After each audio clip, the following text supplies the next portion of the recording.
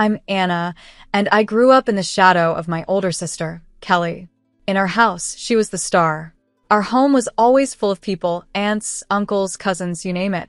They'd show up in our backyard like ants drawn to a picnic, eager for my mom's famous barbecue and to watch Kelly perform. Our backyard felt like a stage, with a neatly trimmed lawn and a big oak tree that made the perfect backdrop. Dad would light the grill, and the smell of charcoal and sizzling meat would fill the air. Mom was always rushing around, making sure everyone had a drink in their hand. Kelly, sweetie, Aunt Cheryl would call out over the noise. Why don't you sing us a song? And just like that, all eyes turned to Kelly. She would jump onto a chair, her golden curls bouncing and a playful sparkle in her eyes. She'd clear her throat dramatically, and then she'd start singing. She loved doing her best Celine Dion impression with My Heart Will Go On, and the adults went wild, clapping and cheering like it was a real concert. Mom and Dad would smile proudly, with Dad even wiping away a tear now and then. Meanwhile, I would be off to the side, trying to disappear among the bushes. It wasn't that I didn't want to join in, but whenever I tried to sing, it sounded like a cat in distress. And poetry? Forget it. The words would get stuck, and I'd end up stammering and turning bright red. I'd often hear my relatives whispering about how different I was from my sister. It wasn't just the relatives who made it clear. Mom and Dad knew who the family star was. While Kelly was busy with dance classes, singing lessons, and art workshops, I was left to my own devices. I didn't mind much, though. I found comfort in the old, dusty books on our shelves. The only person who seemed to understand me was Great Aunt Teresa. She'd find me hiding behind the garage or up in the treehouse with my nose deep in a book. "What adventure are you on today, Anna?" she'd ask, sitting down beside me. I'd look up, grateful for the break. "Oh, just reading about ancient Egypt," I'd say, showing her the cover of my latest book. Teresa would nod, her eyes full of kindness. "You've got a good head on your shoulders, girl. Don't let anyone tell you different." Those moments with Teresa were a comfort to my heart.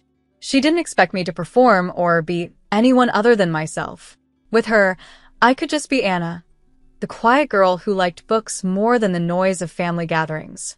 But no matter how much I loved those moments, they didn't take away the hurt of being the forgotten child. Every time Kelly learned a new song or won another award, my parents would praise her and shower her with gifts, new clothes, the latest gadgets, you name it. And me? I got hand-me-downs and long sighs of disappointment. School became my escape. I wasn't the most popular kid, but I found my place in the classroom. I wasn't happy just sitting back and listening. I needed to understand everything. "Mrs. David," I'd ask after class, my voice calm but sure, "could you go over that part about mitosis again?" I didn't quite get it. She'd smile, clearly happy that I cared. "Of course, Anna. Let's go over it together." If a teacher didn't have time, I'd ask for book recommendations. Soon, my backpack was stuffed with extra reading material. I stayed up late, poring over those books, determined to get every subject right. All that effort paid off. By the time I got to high school, I was the top student in my class. For once, I was the best at something. I even made a few friends, other quiet book lovers who didn't mind my calm ways. As graduation got closer, our house became Kelly Central. Mom spent all her time helping her with her portfolio for a fancy college's advertising and PP program. "Oh, honey, this campaign idea is perfect," Mom would say, looking over Kelly's work. "You're so talented." I'd roll my eyes and go back to my room, burying myself in my studies. But one night, during yet another family dinner all about Kelly's college plans, I couldn't hold back anymore.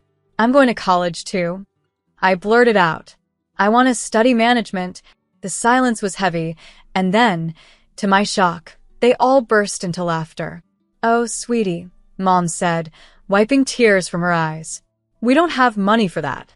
You'll need to get a job after graduation. You're just not as gifted as your sister." It felt like a slap to the face. "But I'm the top student in my class," I said, my voice shaking. I stammered, my face burning with anger and embarrassment. "I get straight A's," I yelled, storming up to my room. I came back down with my report card and slammed it on the table. They all leaned in to look, their eyes widening in surprise. "Well, I'll be damned," Dad muttered, scratching his head. "When did this happen?" "It's been happening for years." I snapped. "Not that any of you ever noticed." Mom looked guilty, her face flushed. "Anna, we had no idea," she began, but Dad cut her off. "Look, it doesn't change anything. We've spent all our savings on Kelly's education. There's nothing left for you, Anna. I'm sorry, but that's just the way it is. You'll go work at my cousin Gary's restaurant after graduation." I turned and ran, ignoring their voices. I sprinted up the stairs to my room and slammed the door so hard the walls shook. I collapsed on my bed, sobbing until I felt something inside me harden. "Fine," I thought, clenching my fists. "If they won't help me, I'll find another way. I'll show them what I can do." The next few months were a blur. Kelly went off to college, her departure filled with tearful goodbyes and proud hugs from our parents. Meanwhile, I threw myself into my studies like never before, determined to finish at the top of my class. During that time, I spent more and more afternoons at Great Aunt Teresa's cozy house. It became my escape from the tension at home. One sunny afternoon, as we sat in her warm kitchen drinking tea, she asked the question I had been dreading. "So, Anna," she said gently, her kind eyes fixed on me, "what are your plans after graduation?" I stared into my teacup, trying to hold back the tears. I don't know, Aunt Teresa," I said. "Mom and Dad won't help me with college. They say there's no money left after paying for Kelly's education." Teresa was quiet for a moment. Then she reached across the table and squeezed my hand. "Anna, dear, I have some savings. I'd like to use them for your college. You're smart as a whip, and I won't let that brain of yours go to waste."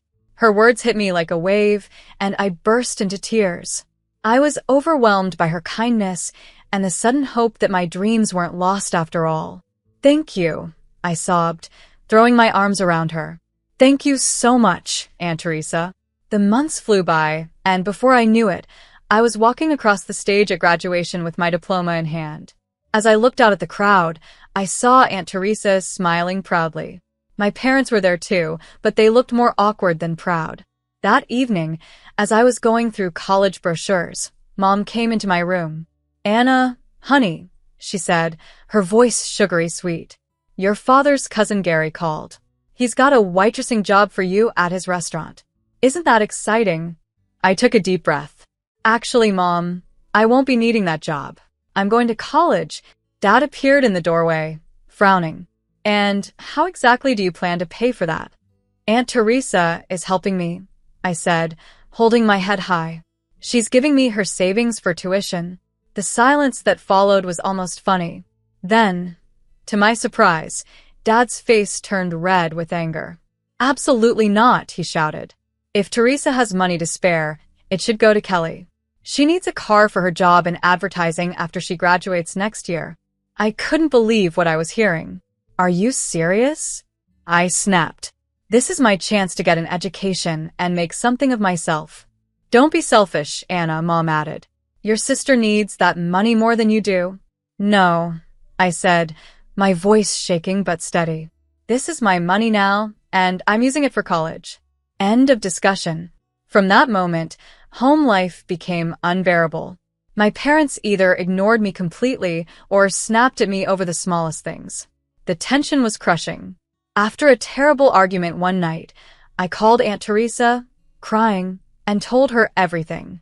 "Pack your bags, sweetheart," she said without hesitation. "You're moving in with me."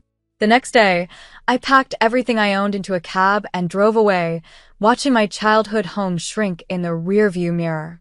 As I arrived at Aunt Teresa's house, I felt a huge weight lift off my shoulders. The summer flew by as I prepared for college, and before I knew it, I was stepping onto the campus of State University. Thanks to my high grades and Aunt Teresa's kindness, I got into the management program I had always dreamed of.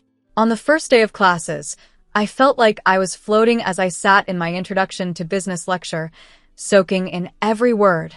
I couldn't help but think, I made it. I'm really here. Meanwhile, Kelly was starting her senior year at her fancy college. I hadn't heard much from her or my parents since I moved out, but I tried not to let it bother me.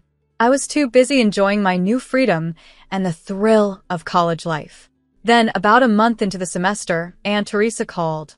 "Anna, dear," she said, sounding hesitant, "I think you should sit down for this." My heart pounded as she told me the news I'd missed. Apparently, Kelly had come home out of nowhere and announced she had dropped out of college. The reason? She was pregnant. According to Aunt Teresa, Kelly had acted like it was no big deal, saying, "Oh, don't worry." Kelly had just tossed her hair and said, "Don't worry. The baby's father is rich. We'll be getting married soon." But things didn't turn out that way. It turned out Kelly's boyfriend wasn't as loyal as she believed, and when he found out she'd been with his friend too, everything blew up. Now, nobody was sure who the real father was. Aunt Teresa sighed as she told me the story. I sat there with the phone pressed to my ear, trying to take it all in. A small part of me felt a twisted satisfaction. The golden child had finally fallen. But mostly, I just felt sad for Kelly and the mess she was in. The drama went on for months. Aunt Teresa kept me in the loop with all the family gossip from gatherings I no longer attended. When Kelly's baby was born, a DNA test confirmed that her boyfriend was indeed the father. But instead of the dream wedding Kelly had imagined, he only agreed to pay child support. The final blow came when Kelly, desperate for money, ended up working as a waitress at Uncle Gary's restaurant, the same job my parents had tried to push on me. After I hung up the phone, my emotions were all over the place. A small, petty part of me wanted to gloat and show off my success to my family. But mostly, I felt deeply grateful for how far I'd come. The next few years flew by in a whirlwind of classes, exams, and late-night study sessions. Before I knew it, I was walking across the stage at graduation, holding my hard-earned management degree. As I looked out at the crowd, I saw Aunt Teresa smiling proudly, tears of joy in her eyes. Because of my top grades and great recommendations from my professors, I landed a manager position at the Gilded Fork, one of the top restaurants in the city. The salary was more than I had ever dreamed of, and for the first time in my life, I felt truly accomplished. When I got my first paycheck, I knew exactly what I wanted to do. I went straight to the electronics store and bought the latest smartphone for Aunt Teresa. Her eyes lit up when I handed it to her. "Oh, Anna," she gasped, turning the sleek phone over in her hands. "This is too much." I just smiled, pulling out my own phone. "Not at all. Now, let me show you how to use it." Over the next few weeks, I taught Aunt Teresa everything about social media. She picked it up quickly, especially enjoying YouTube's video feature. Soon, her page was full of videos, her garden, her cat, and her famous apple pie in all its stages of preparation. I'd watch Aunt Teresa's videos during my lunch breaks, always leaving a comment or a like. It became our way of staying connected, even when work kept me busy. One day, as I was getting ready for the dinner rush, my phone buzzed. I glanced at it and was surprised to see my mother's name. We hadn't spoken in years. "Anna," she said, her voice hesitant. "We were hoping you might come over to talk." After a long pause, I agreed. That Friday, I found myself standing on the porch of my childhood home, my hand hovering over the doorbell. Before I could press it, the door swung open. "Anna." My mother pulled me into a tight hug. "Oh, sweetie, it's so good to see you." Inside, I saw my father, Kelly, and a toddler I assumed was my niece. The atmosphere was tense, but not as hostile as I'd feared. "You look good, kiddo," Dad said, his voice gruff but friendly. "We hear you're doing well for yourself." I nodded, still a bit cautious. "I am. I'm a manager at the Gilded Fork now." Their eyes widened when I mentioned the restaurant's name. Mom cleared her throat. That's wonderful, dear. Actually, that's part of why we wanted to talk to you." For the next hour, they apologized for how they had treated me, admitting they were wrong to dismiss my potential. Then they got to the real reason for the visit. "Anna," Mom said, glancing at Kelly, we were wondering if you could help Kelly get a job at your restaurant." I looked at my sister, who was bouncing her daughter on her knee. She wouldn't meet my eyes. "I'll see what I can do," I said finally. "No promises, but I'll ask." True to my word, I spoke to Mr. Brandon, the restaurant owner, about Kelly. To my surprise, he agreed to give her a chance as an administrator. Kelly started the following week. I kept an eye on her, half expecting her to mess up or cause problems, but she surprised me. She was punctual, efficient, and the customers loved her friendly attitude. As the weeks went by, I found myself easing up around her. We weren't best friends, but we developed a respectful working relationship. Just when I thought everything was settled, life threw another surprise my way, this time a good one. One day, Mr. Brandon called me into his office. My heart pounded, worried I might be in trouble. But instead, he smiled and said, "Anna, how would you like to help me expand the business?" Before I knew it, I was stepping into a new chapter. I was in charge of opening not one, but 4 new restaurants. My days were packed with staff meetings, menu tastings, and crunching numbers. It was exhausting, exciting, and everything I had ever wanted. The promotion came with a big raise, and suddenly I had more money than I knew what to do with. That's when the calls from my parents began. At first, it was small things. "The roof is leaking," Mom would say, hesitantly. "We were wondering if you might be able to help out a little." It felt surprisingly good to say yes, to fix their problems with a simple transfer of money. It started with the roof, then a new water heater, and soon enough, I was paying for a complete home renovation. As their financial situation improved, thanks to the allowance I was sending them each month, the family gatherings returned. But this time, it was different. "Have you heard about Anna's latest project?" Mom would proudly tell the relatives. "She's opening a new restaurant downtown. We're so proud of her." I'd catch Kelly's eye across the room, and she'd give me a small smile. She was doing well, too, having been promoted to head administrator at the Gilded Fork. "My girls," Dad would say, putting an arm around each of us. Both of them making their old man proud. Part of me wanted to be bitter, to remind them of how they treated me before, but a bigger part of me just enjoyed their approval, something I had wanted for so long. As I drove home that night, a feeling of contentment washed over me. After all these years, I finally had what I'd always wanted, success in my career and the love and appreciation of my family. I was the golden child now, but more importantly, I was my own person, standing on my own 3 feet. It was a quiet Friday afternoon when everything came crashing down. I was scrolling through YouTube, sipping my coffee, when I saw that Aunt Teresa had posted a new video. It was from one of the family parties I'd missed because of work. Smiling, I clicked play, expecting to see the usual fun and laughter. But instead, what I saw made my blood run cold. There, clear as day, were my parents, their faces red from drinking and self-importance. Mom was waving her hands around, her voice slurred but unmistakable. "And Anna, that ungrateful little freeloader," she said. "She barely gives us anything. We're not made of money, you know." Dad joined in, his face flushed. "That's right. We're doing just fine. Thanks to our Kelly. She's the one keeping that fancy restaurant running.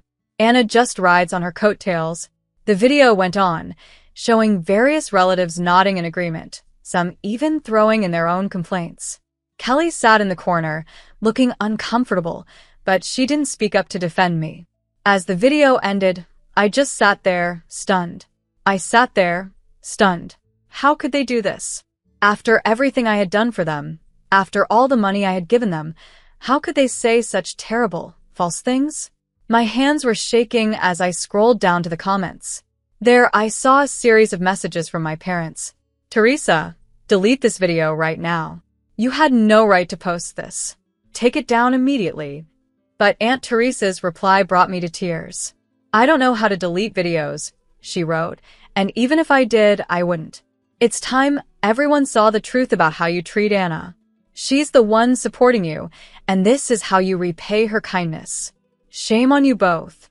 I sat there for what felt like hours, watching the video over and over, reading the comments again and again. The betrayal cut deep, reopening old wounds I thought had healed. Finally, I picked up my phone and called Aunt Teresa.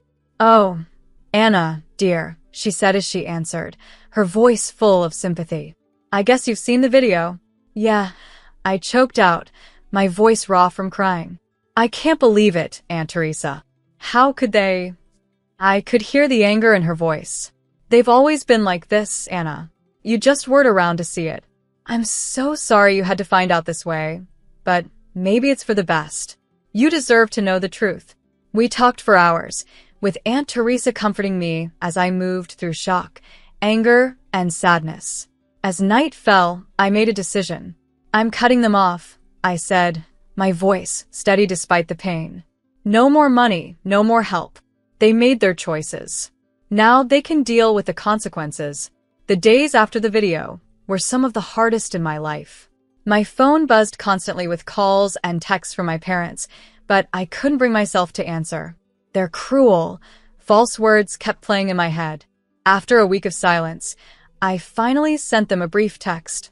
I've seen the video. I know how you really feel. Don't contact me again. The money stops now. Their replies came flooding in right away. At first, they were apologetic. Anna, sweetie, we're so sorry. We didn't mean any of it. Please forgive us. But as I kept my silence, their tone changed. We're your parents. You owe us. Each message felt like another stab, but I stayed strong. I had given them chance after chance, and they had only hurt me. It was time to end the cycle. Surprisingly, Kelly stayed out of it. At work, she continued to be the perfect employee, efficient and professional. If she was upset about losing our parents' financial support, she didn't show it. Our interactions remained polite but distant. I'm not taking sides, Kelly told me one day after a staff meeting. It's between you and them. I nodded, appreciating that she was staying neutral, even though part of me wished she would stand up for me. But I understood. She had her own child to worry about now. As weeks turned into months, I found myself relying heavily on Aunt Teresa. Our Friday video calls became the highlight of my week. She would tell me stories about her garden or her latest baking adventures, giving me a much-needed break from the chaos my life had become.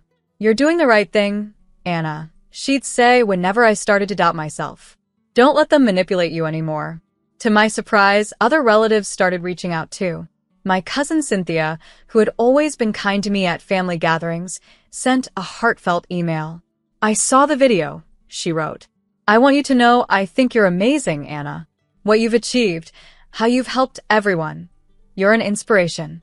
Don't let anyone tell you otherwise. Uncle Frank, Dad's brother, called me out of the blue. Kid, I've watched you grow up into an incredible woman. Your parents are fools if they can't see how special you are. You've got family in your corner. Remember that. These words of support felt like healing for my wounded heart. I realized that while I might have lost my parents, I had gained a family who valued me for who I truly was. As the year came to an end, Mr. Brandon called me into his office. I went in, nervous, worried that the family drama might have affected my work. But instead, he greeted me with a big smile. Anna, I'm retiring next year, he said. I want you to take over as CEO of the restaurant group. I stood there, stunned, unable to speak. Finally, I managed to stammer. Are you sure? He nodded, his eyes shining. I've never been more sure of anything. You've earned this, Anna. You're the reason this business has flourished. It's time you took the reins. As I left his office, my mind spinning with excitement, I realized something important. The little girl who had once been ignored and underestimated had grown into a woman who exceeded everyone's expectations, including her own.